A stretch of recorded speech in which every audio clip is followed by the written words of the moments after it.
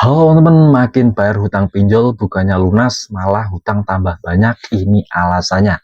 Nah, kasus ini banyak terjadi di masyarakat. Jadi kita asumsikan kita hutang di pinjaman online A.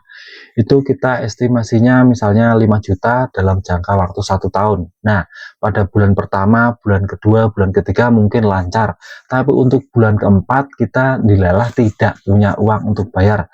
Jadi kita berpikir bagaimana cara bayar, yaitu dengan hutang lagi di pinjaman online untuk bayar hutang.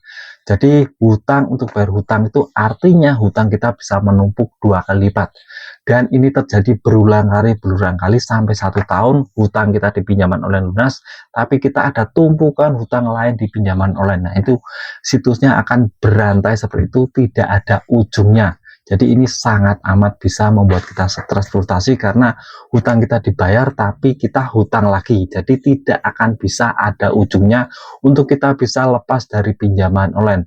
Ada juga kasus yang sudah kita misalnya hutang 5 juta kita bayar 1 tahun sudah lunas tapi kita tidak hutang, dan pada saat kita lunasinya kita langsung ditransfer oleh pinjaman online itu langsung ke rekening kita. Jadi kita dipaksa untuk membayar hutang pada saat kita memang tidak mengajukan pinjaman.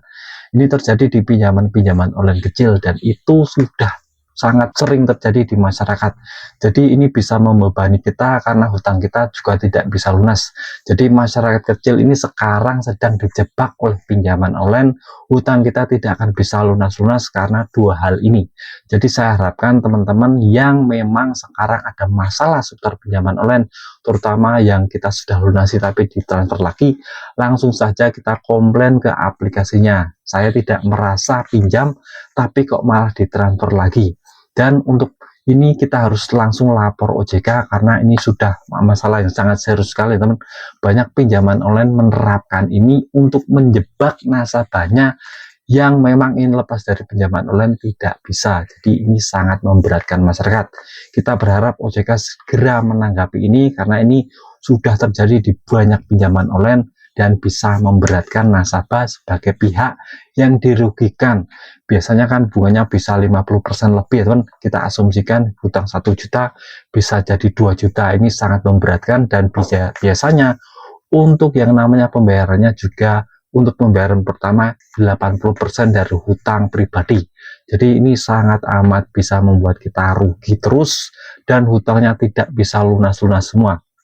Jadi banyak yang bilang jika umpamanya kita berhadapan dengan pinjaman online seperti ini, lebih baik kita tinggal baikan saja.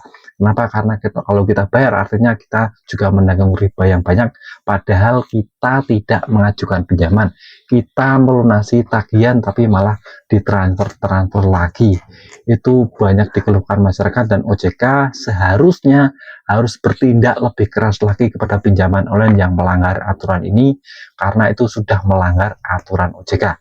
Laporan masyarakat sudah menumpuk di OJK sekitar 3.000 laporan, terutama masalah pinjaman online yang nakal ini.